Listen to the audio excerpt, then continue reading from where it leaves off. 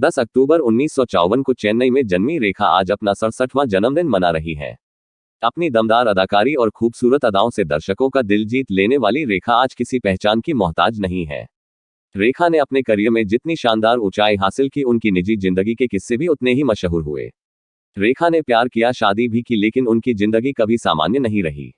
उनके जीवन में पुरुष तो कई आए, लेकिन किसी के साथ भी उनका प्यार का रिश्ता एक खास मुकाम हासिल नहीं कर सका। जब रेखा के जीवन में प्यार की बात होती है तो अमिताभ बच्चन का नाम लेना लाजिमी हो जाता है। अमिताभ और रेखा ने कई फिल्मों में साथ काम किया था और उन्हीं फिल्मों के दौरान दोनों एक दूसरे के करीब आ गए थे। अमिताभ शादीशुदा थे, ऐसे में रेखा के साथ उनके रिश्ते को कभी खुलकर सामने नहीं लाया गया। हालांकि बेबाक, बिंदास और बेधड़क रेखा ने कई बार खुलकर इस बात को जाहिर किया कि वो अमिताभ से प्यार करती है। सिमी ग्रेवाल के शो में बात करते हुए सालों पहले रेखा ने अपने प्यार को लेकर काफी कुछ कहा था। एक इंटरव्यू में रेखा ने कहा था कि जिस वक्त मुझे पता चला कि अमित जी को 2 अनजाने में काम दिया जा रहा है तो मैं घबरा गई थी। जब मैंने उनके साथ काम किया तो ये अनुभव ऐसा था जो पहले कभी नहीं देखा। एक ही इंसान में इतनी सारी खूबियां कैसे हो सकती है।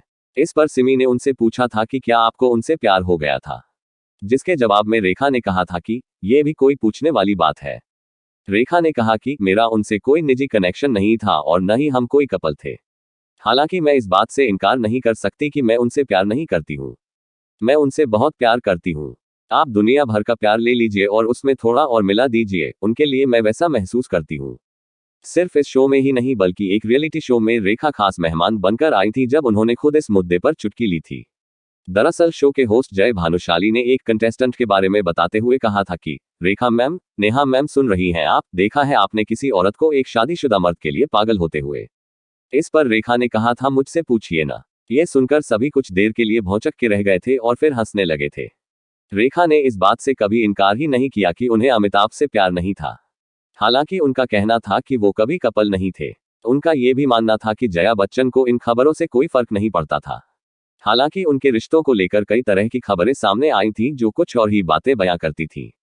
रेखा और अमिताभ ने अपने नाम को साथ जुड़ता देख साथ काम करना बंद कर दिया और एक ही इंडस्ट्री का हिस्सा होते हुए हमेशा एक दूसरे को नजरअंदाज करते रहे।